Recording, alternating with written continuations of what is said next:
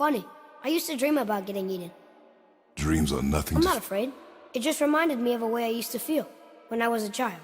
Hey, how's it going, guys? Captain Kuba here, and today I'm back with another video regarding our favorite half-god, half-giant character, Atreus. It's not a secret that Atreus will play a big role in the next game. His other name, Loki, carries a lot of weight in Norse mythology in regards to the Battle of Ragnarok. But before he can actually fight characters like Heimdall, Atreus will have to become more powerful. We already know his ability to learn new and ancient languages are off the charts, and on top of that, he's a great archer and maybe will be able to shapeshift into a wolf. But the power I'm here to talk about is one that comes from his giant lineage. Atreus can see into the future with his dreams.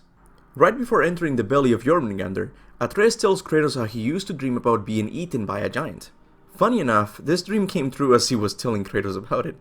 Also, at the end of the game, Atreus has a dream of Thor showing up at their home a few years later.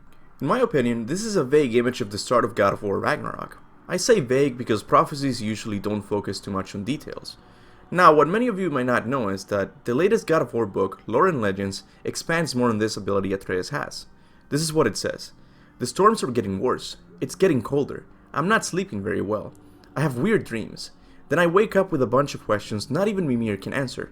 I keep dreaming about the light of Alfheim. I wish Father would tell me more about what he saw inside.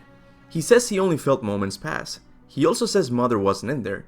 But the way he says it, I'm not too sure I believe him. Standing outside the light, I felt her. First of all, I have to point out that Atreus mentions how the storms are getting worse. And what we see at the end of the game is a pretty bad thunderstorm.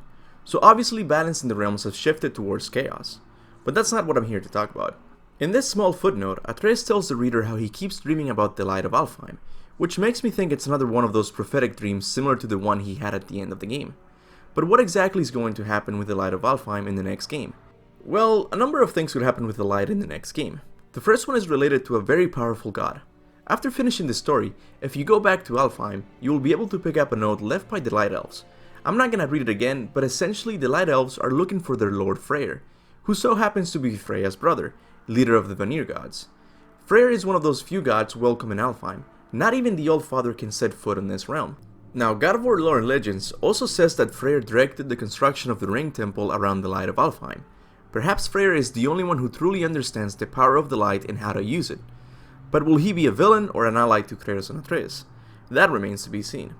Another possibility could be related to the time properties the light of Alfheim has. While in Helheim, Mimir says the following to Kratos. Time doesn't move the same between all realms, especially where the spirit world is concerned. Like the light of Alfheim. The opposite, in fact. The Lake of Souls feels faster than Alfheim time, but Hell is much slower than Midgard. So time in the Lake of Souls feels faster than inside the light. This is why Atreus experienced a day and a half, while Kratos only felt minutes inside the light. Now, why is this important for us to know? It's important because with the light of Alfheim, time travel to the future is possible. Now, I know this is not the ideal way to time travel, but let's just say that Kratos and Atreus need to go 50 years into the future. All they would need to do is stay in the light of Alfheim for 24 hours, and after coming out of the light, they would realize a lot more time had passed. Again, time dilation is not the coolest form of time travel, but it's the one we got for now. But if you ask me, what I truly believe the light of Alfheim will be used for is communication with Fae.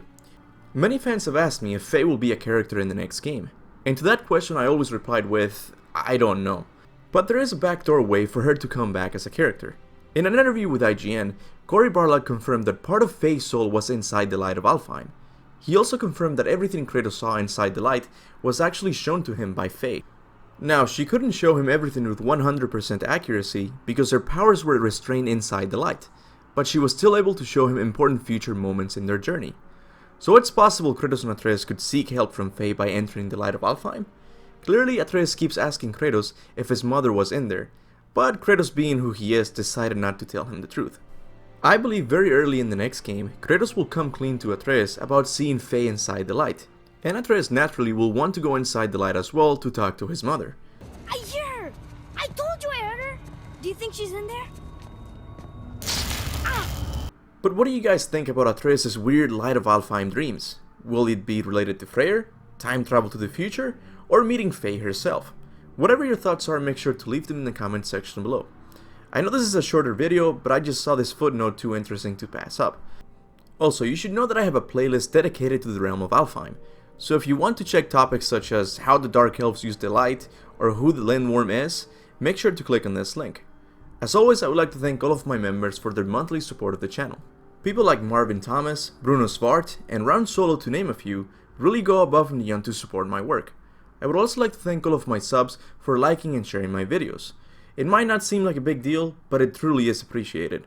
With that said, thanks for watching, and remember, go forth in the name of Ragnarok.